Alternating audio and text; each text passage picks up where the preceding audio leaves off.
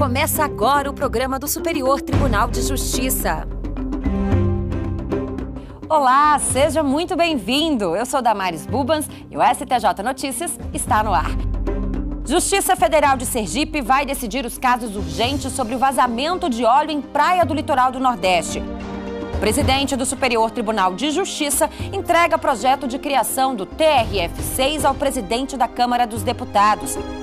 Afastada a responsabilidade de hospital por morte de paciente durante fase pós-cirúrgica. E ainda uma reportagem especial sobre cobertura de planos de saúde.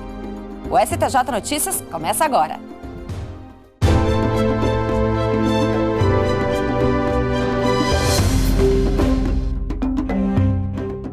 O plano de saúde é uma segurança de assistência e tratamento médico em momentos de necessidade. Por isso, muitos brasileiros optam por esse tipo de benefício privado.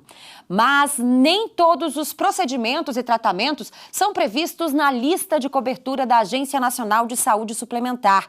E isso tem levado muitos beneficiários a recorrer à justiça. Na reportagem especial desta semana, vamos mostrar histórias de quem já teve problemas com a cobertura do plano de saúde e como o STJ tem atuado sobre o tema.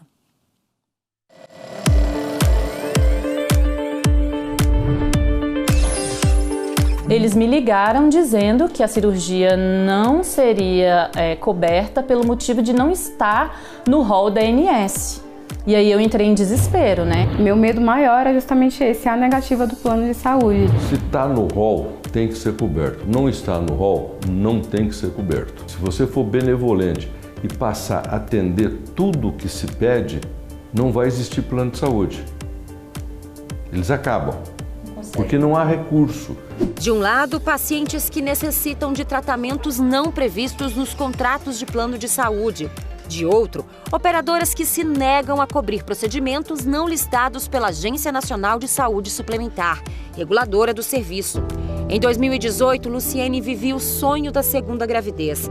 Mas quando ela estava com 22 semanas de gestação, a alegria deu lugar à preocupação. A bebê foi diagnosticada com mielomeningocele, uma malformação congênita da coluna. As sequelas incluem fraqueza muscular, problemas ortopédicos e hidrocefalia. A gente descobriu que existia uma cirurgia, né? Uma cirurgia que era feita ainda dentro da barriga, que minimizaria as inúmeras sequelas que essa malformação traria após o nascimento. E descobrimos que existia essa cirurgia, que essa cirurgia só era feita em São Paulo. E que como eu tinha, um convênio, a possibilidade de fazer essa cirurgia era muito grande.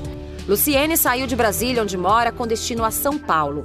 Na véspera da cirurgia, veio a notícia de que o plano de saúde não havia autorizado o procedimento por não fazer parte do rol de cobertura da ANS.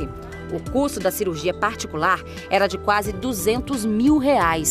Começava uma corrida contra o tempo. Luciene estava para completar 26 semanas de gestação, prazo limite para a realização da cirurgia intrauterina. Com 24 horas que demos a entrada, o juiz obrigou o convênio a pagar, né? Só que mesmo assim, nesse dia 30, a gente não teve resposta, o hospital não tinha resposta. Quando foi na madrugada do dia 4, às 2 horas da manhã, eles entraram em contato comigo dizendo que iam cobrir a cirurgia, que eu poderia estar entrando com a internação, que estava tudo certo. Em 2011, Gláucia passou por uma cirurgia bariátrica, perdeu 35 quilos. O procedimento foi todo coberto pelo plano de saúde, mas ela continuava com problemas na coluna. Era preciso uma mastectomia, a redução das mamas. Sem condições de pagar a cirurgia particular, Gláucia tentou o procedimento pelo plano de saúde. Foi negado. Então, ela resolveu testar um outro caminho, o da justiça. Em setembro, a gente deu entrada no processo. Questão de uma semana, aí, a juíza mandou liberar por via de liminar, com pagamento de multa caso o plano de saúde não cumprisse a decisão. Casos como o da Luciene e da Gláucia são julgados pela Justiça todos os dias. A saúde é uma das principais demandas no Judiciário. Em 2018, o Superior Tribunal de Justiça julgou mais de 12 mil processos envolvendo planos de saúde. Em uma das decisões mais recentes, os ministros da terceira turma entenderam ser obrigação das operadoras comunicar aos beneficiários o descredenciamento, tanto de hospitais quanto de clínicas médicas, mesmo que a rescisão do contrato tenha partido das instituições de saúde. Em 2014, teve uma alteração nesse artigo 17, que diz que qualquer prestador de serviço fica vinculado ao contrato e, mediante o descredenciamento, só é possível pela substituição de outro, desde que o consumidor seja avisado com 30 dias de antecedência. A terceira turma também deu nova interpretação ao artigo 12 da Lei dos Planos de Saúde, ao julgar uma ação de um beneficiário contra a operadora. No processo, ele pedia reembolso de R$ 49 mil, gastos com atendimento em hospital não credenciado. O beneficiário procurou a instituição após descobrir diagnóstico errado de tuberculose. Ele tinha câncer no pulmão e morreu antes do fim do processo. Apesar da lei limitar o reembolso das despesas médicas às hipóteses de urgência e emergência, a relatora da ação no STJ, ministra Nancy Andrighi, lembrou que a lei prevê também o ressarcimento para os serviços que fazem parte da cobertura, se forem prestados por instituições não credenciadas ou pelo SUS. Diante disso, a relatora afirmou ser contraditório se o próprio beneficiário, que arcar com os custos de hospital não credenciado, não for reembolsado. A turma determinou o reembolso respeitando os limites da tabela prevista em contrato. Se o SUS é ressarcido, por que não a rede privada não ser? Então a decisão fez esse paralelo entre as duas obrigações e determinou que o reembolso para o beneficiário também pode acontecer na rede privada, desde que obedecidos os critérios, né, dessa mesmo padrão do que é feito no SUS. Desde a criação da Lei 9.656, a ANS elaborou o rol de procedimentos e situações em saúde que garante e torna público o direito assistencial dos beneficiários dos planos de saúde, válida para os planos contratados desde 1999. A partir do momento que isso for incorporado naquele rol da ANS, os planos ficam quase que refém, porque eles são obrigados a passar a fornecer aquele procedimento ou aquele exame ou aquele tipo de cirúrgico, numa cirurgia, no Brasil inteiro ou na região que aquele plano dá cobertura. De acordo com a Associação Brasileira de Planos de Saúde, as operadoras desembolsaram em 2018 R$ 2 bilhões para custear coberturas determinadas judicialmente. Em contrapartida, o mercado movimentou 205 bilhões. De um lado, a gente tem um consumidor que está ávido por uma situação de fragilidade da saúde que ele busca esse atendimento, e do outro lado, o plano de saúde que tem um contrato a cobrir, tem uns fornecedores a arcar, né, os prestadores de serviço, e a conta da saúde, como a gente vê não só aqui no Brasil, como em outros países, ela é cara, né? A gente convive com outras crianças com o mesmo diagnóstico, né? Nós fazemos acompanhamento em outras clínicas, fazemos acompanhamentos no SARA. E a gente vê que é muito grande a diferença, entendeu? O desenvolvimento dela está muito mais à frente do que a das crianças que fizeram depois que nasceram. Então essa cirurgia, ela é importante, ela tem que estar no SUS, ela tem que, para quem tem convênio, tem que ser disponibilizado sem a necessidade de liminar, entendeu? Porque é uma má formação que nem os médicos conseguem explicar a causa.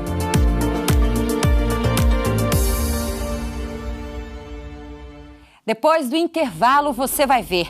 Negado o pedido de liberdade de pai que não comprovou que a filha maior de idade não precisa mais de pensão alimentícia. Não saia daí.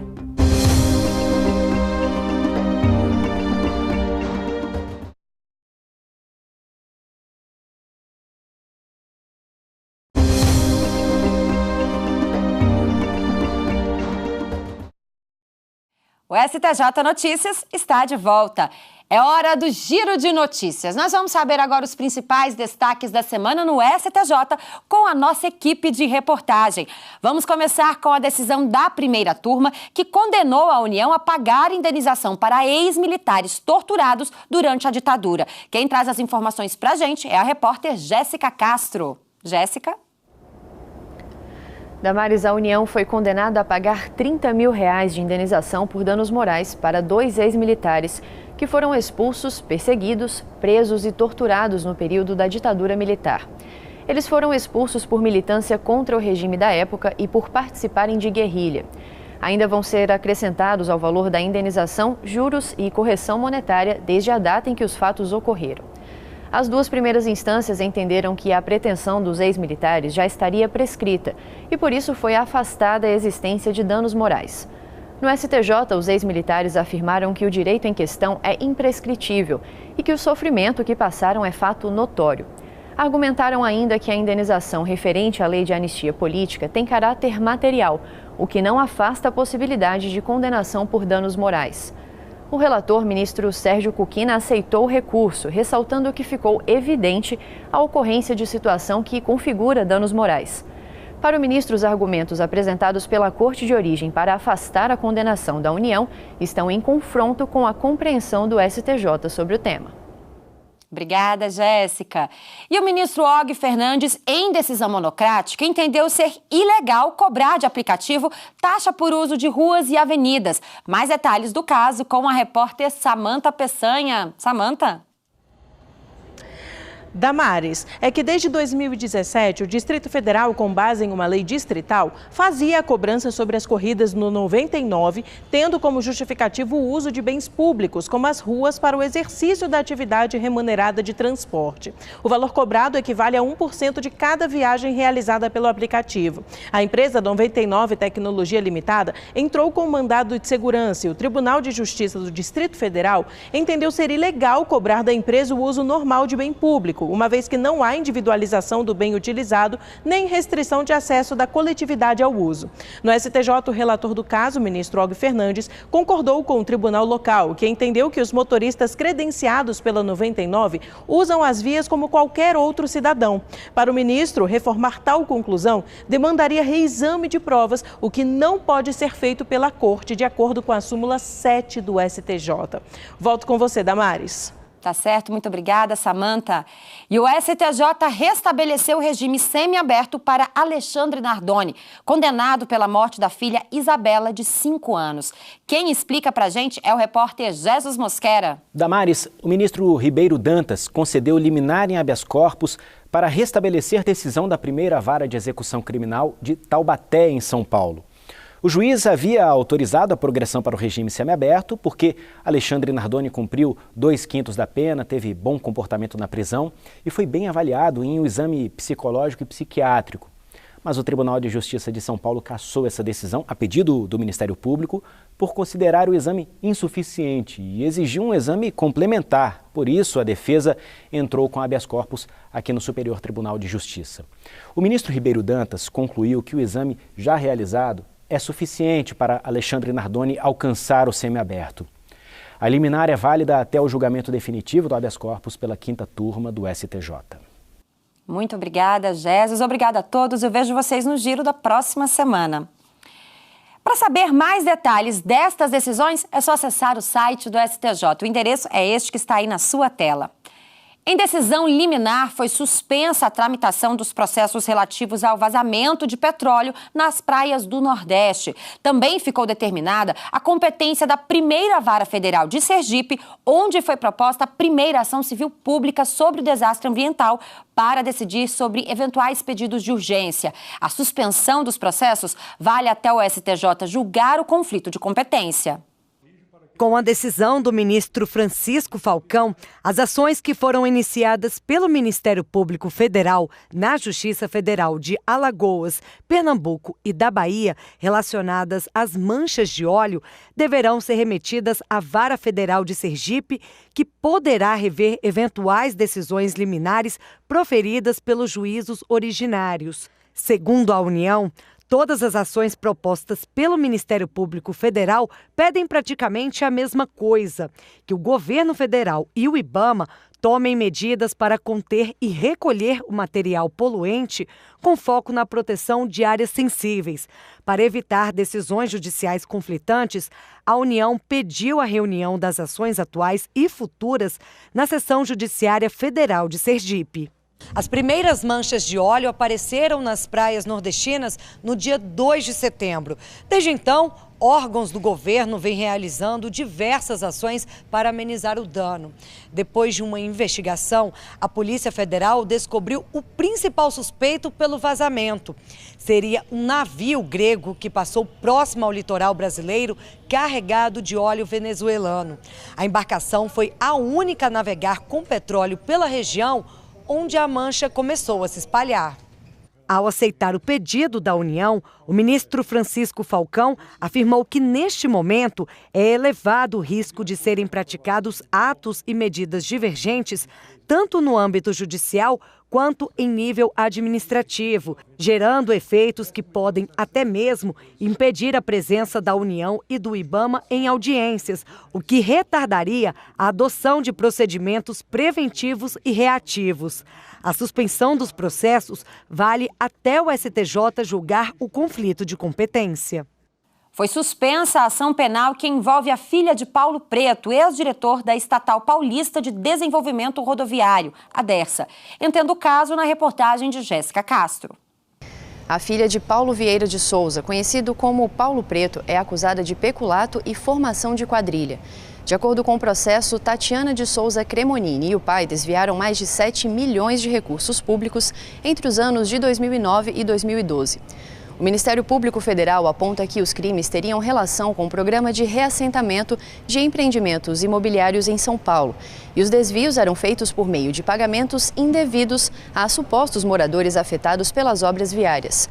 Tatiana Cremonini tinha participação ativa na estrutura criminosa e chegou a incluir as empregadas domésticas dela e até uma funcionária da empresa do marido como beneficiárias das indenizações, embora essas pessoas não morassem na região das obras. A defesa pediu que os colaboradores do processo tivessem que apresentar as alegações finais antes dos demais réus, mas o pedido foi negado nas duas primeiras instâncias. No STJ, o ministro Reinaldo Soares da Fonseca, em decisão monocrática, suspendeu a ação, com base em recente entendimento do Supremo Tribunal Federal de que o réu delatado deve ter garantido o direito de apresentar suas alegações finais após o prazo dado para eventuais corréus colaboradores, respeitando os princípios do contraditório e da ampla defesa.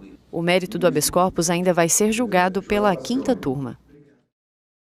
A 3ª turma negou o pedido de liberdade de um pai por não comprovar que a filha maior de idade não precisa de pensão alimentícia. Daniel tem 28 anos e acabou de se formar no curso de Educação Física. Ele tentou conciliar trabalho e estudo durante 1 ano. Dormia apenas 3, 4 horas por noite. Por isso, decidiu sair do emprego e se dedicar à faculdade. Ele conta que só conseguiu concluir o curso e se sustentar porque recebia pensão alimentícia do pai. Com o dinheiro de um estágio, você não paga as suas contas. Aí você está estudando, você está estagiando, se você estiver sozinho, você não consegue pagar as suas contas. Assim, você precisa de ter mais uma renda, além do estágio.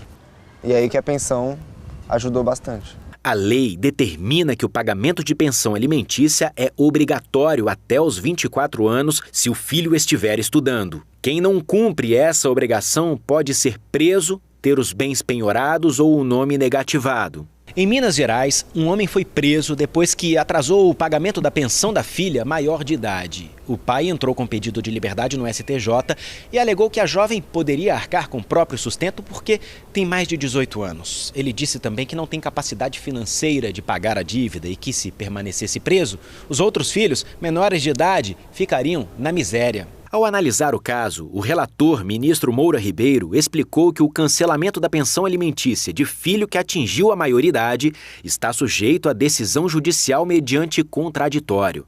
Afirmou ainda que o simples fato de a filha ser maior de idade e possuir, em tese, capacidade de se sustentar, não é prova de que ela não precisa dos alimentos. E a maioridade civil, por si só, não é capaz de desconstituir a obrigação alimentar. Com isso, os ministros da terceira turma negaram o pedido de habeas corpus. Afastada a responsabilidade de hospital pela morte de paciente. É logo depois do intervalo. A gente volta já.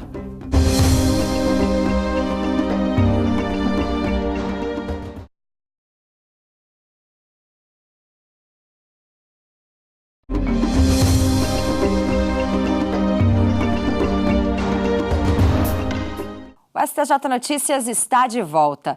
Os ministros da 4ª turma do Superior Tribunal de Justiça negaram indenização securitária à família de proprietário e ao piloto de um avião que caiu em Minas Gerais em 2001. O acidente foi durante um voo noturno e, para esse tipo de voo, a aeronáutica exige uma habilitação específica. Acontece que o proprietário, que também era o piloto do avião, não tinha esse documento. Ele e mais 5 pessoas morreram. A aeronave tinha seguro no valor de R$ 825 mil, mas o pagamento da indenização foi negado porque a seguradora considerou que o equipamento foi conduzido por piloto inabilitado, além de o plano de voo ter sido solicitado em nome de um outro profissional que sequer estava na tripulação. A família do proprietário do avião entrou na justiça pedindo indenização securitária, mas o pedido foi negado nas 2 primeiras instâncias. No recurso especial ao STJ, a família alegou que ele não tinha conhecimento sobre as irregularidades do plano de voo que foram cometidas pelo copiloto. Além disso, foi argumentado que essas condições não poderiam ser consideradas causas determinantes do acidente. Ao analisar o pedido, o ministro Luiz Felipe Salomão considerou que houve agravamento de risco no caso. Segundo o relator, as atitudes ilícitas quanto à falta de habilitação específica para a condução da aeronave por instrumentos e a habilitação vencida do copiloto são motivos suficientes para afastar a indenização. Os ministros do STJ entenderam ser ilegal a busca e apreensão coletiva em comunidades pobres do Rio de Janeiro. Os ministros da 6ª turma analisaram o habeas corpus coletivo impetrado pela Defensoria Pública do Rio de Janeiro em benefício dos moradores de 2 comunidades, de Jacarezinho e do conjunto habitacional Morar Carioca. O pedido buscava anular decisão judicial que autorizou busca e apreensão coletiva em residências na região. A ordem era para que a polícia buscasse por armas, documentos, celulares e outras provas contra facções criminosas. A medida foi tomada em 2017, após um policial morrer enquanto trabalhava em uma operação das forças de segurança nas favelas da área. O episódio resultou na concessão de uma ordem judicial de busca e apreensão domiciliar generalizada na região. A juíza que deu autorização para as revistas indiscriminadas justificou que as comunidades ganham novas casas constantemente, sem registro ou numeração, e que a revista coletiva seria necessária para a segurança dos moradores e dos policiais que atuam no local. O relator, ministro Sebastião Reis Júnior, chamou a atenção para a jurisprudência consolidada do STJ, que não admite a impetração de habeas corpus coletivo de forma genérica. O ministro destacou que a ausência de individualização das medidas de busca e apreensão contraria diversos dispositivos legais do Código de Processo Penal e da Constituição Federal. Já o ministro Rogério Schietti Cruz ressaltou que o Rio de Janeiro passa por momentos sombrios na economia e na política, afetando a justiça criminal e o sistema penitenciário. Para ele, não é possível sacrificar ainda mais as pessoas que vivem em comunidades carentes, submissas ao crime organizado e sem serviços públicos, sujeitando-as a também terem a intimidade dos lares invadida. Por unanimidade, a 6ª turma concedeu habeas corpus e anulou a decisão que decretou a busca e apreensão coletiva. Afastada a responsabilidade de hospital pela morte de paciente supostamente provocada por um erro em procedimento pós-cirúrgico. Não é fácil para uma família perder um parente durante ou após uma cirurgia. Dados da Associação Nacional de Biossegurança revelam que cerca de 100 mil pacientes morrem por ano de infecção hospitalar no Brasil. O presidente da Sociedade Brasileira de Direito Médico e Bioética explica quando o médico e o hospital podem ser responsabilizados pela morte de um paciente. O erro médico é caracterizado quando houve algum dano ao paciente, um dano corporal, uma lesão, uma sequela ou até o óbito, e o profissional agiu com negligência, imprudência ou imperícia. Quando o processo é contra o hospital, pelo Código do Consumidor, há inversão de ônus da prova. Então, o hospital que tem que provar, ou que não houve o dano ou que não houve nexo causal. No Rio Grande do Sul, uma família entrou na justiça contra um hospital por causa da morte de um parente. Ele passou por uma cirurgia para tratar um tumor no intestino em 2003. Quando estava se recuperando, a equipe de enfermagem precisou fazer a troca do catéter. O paciente sofreu um choque séptico e infecção respiratória e morreu 4 meses depois. Os familiares responsabilizaram o hospital, alegando que houve erro no procedimento. Em primeira instância, o juiz condenou o hospital ao pagamento mensal de R$ 4.200 até a data em que a vítima completaria 70 anos, além de compensação por danos morais de R$ 180 mil. O Tribunal de Justiça do Rio Grande do Sul mudou a sentença por entender que a responsabilidade do hospital dependeria da comprovação de erro, imperícia ou imprudência na atuação de médico a ele vinculado, o que não ocorreu. No STJ, a relatora do recurso, ministra Nancy Andrighi, manteve a decisão de segunda instância. Ela explicou que o dano decorrente de falha restrita ao profissional médico, que não possui qualquer vínculo com o hospital, não pode ser atribuído à instituição hospitalar a obrigação de indenizar a vítima. O presidente do Superior Tribunal de Justiça e do Conselho da Justiça Federal, ministro João Otávio de Noronha, entregou ao presidente da Câmara dos Deputados, Rodrigo Maia, o projeto de criação do Tribunal Regional da 6ª Região, com sede em Minas Gerais. Sem previsão de aumento de gastos, o projeto propõe o desmembramento do Tribunal Regional Federal da 1ª Região, atualmente responsável por 14 estados e 80% do território. O novo tribunal será composto por 18 desembargadores federais. Os cargos serão criados a partir da conversão de postos de juiz federal substituto vagos. Além disso, o projeto prevê o aumento do número de desembargadores nos 5 tribunais regionais federais existentes, também por meio da conversão de cargos vagos e, igualmente, sem elevação de despesas orçamentárias. O STJ Notícias dessa semana fica por aqui. No próximo programa eu volto com mais informações e novas decisões do Tribunal da Cidadania. Mas você já sabe, não é? Não precisa esperar até lá. Se quiser acompanhar tudo o que acontece no tribunal diariamente, é só acessar as redes sociais e também a página do STJ na internet. Muito obrigada pela companhia e não se esqueça, a gente tem um encontro marcado na próxima semana. Eu espero você, hein? Até lá!